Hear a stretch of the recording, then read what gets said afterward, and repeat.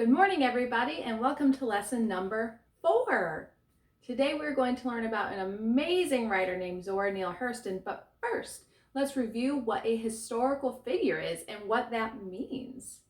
In our last video, do you remember who we learned about? What was her name? That's right, it was Susan B. Anthony. And for our historical figures, remember, that is somebody very important who changed the world around them, whether it's their culture, their community, or their entire country.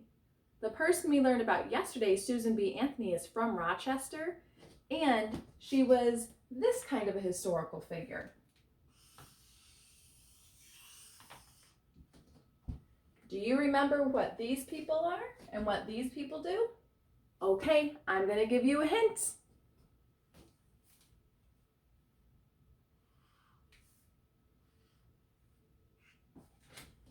They were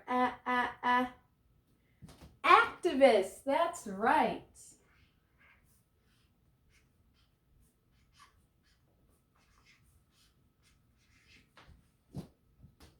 Activists are people who see something that's wrong in the world, and they make speeches and they march and they try to change people's mind and explain why something isn't fair.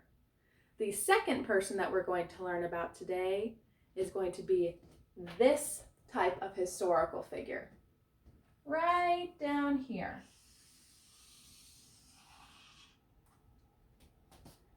This type of person is also going to start with the letter A.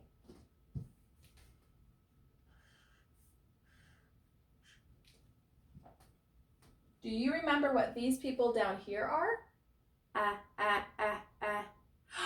They're artists.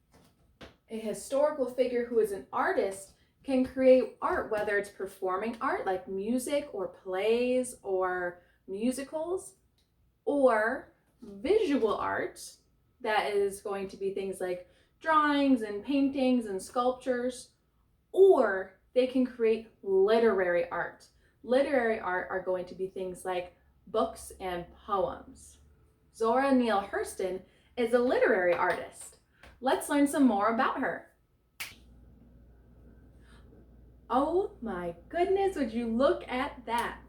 So you might be wondering why this video is in black and white and why I'm wearing some pretty silly clothes. Well, that is because the person that we are learning about today is named Zora Neale Hurston. In the 1920s, any movies or pictures that they did have were in black and white, and they used to dress kind of like this. Now, Zora Neale Hurston was an artist. More specifically, she was a writer. The Harlem Renaissance was this beautiful explosion of African American culture in the 1920s. And it all started in a place called Harlem, New York, in New York City. And that is where they had a really high concentration of amazing black musicians and jazz music, as well as visual artists who make sculptures and paintings and drawings, as well as musicians and playwrights. A playwright is someone who makes plays. And then they also had a lot of people just like Zora Neale Hurston who were writers. Zora Neale was born in 1891. That is a very long time ago. That is more than 100 years ago. And she grew up in a place called Eatonville. Now, Eatonville was a primarily African American community with African American judges and business owners. In the 1920s, Zora Neale Hurston moved to Harlem and New York City, and that is where she began to really delve into her writing. Most of the books that she wrote were published in the 1930s and 40s. Her writing usually focused on African American people and African American folklore and stories. Her most famous works were printed in the 1930s, with the first being Of Mules and Men, which focused on African American folklore. Her second most famous book is called Their Eyes Were Watching God, which focuses on an African American woman. When she was a kid, just like you, Zora Neale Hurston loved to make up stories. She used to make up stories with her toys and dolls at home, and she would have them act out the different parts in their stories. This is where Zora Neale Hurston built the foundation that would become her amazing writing career.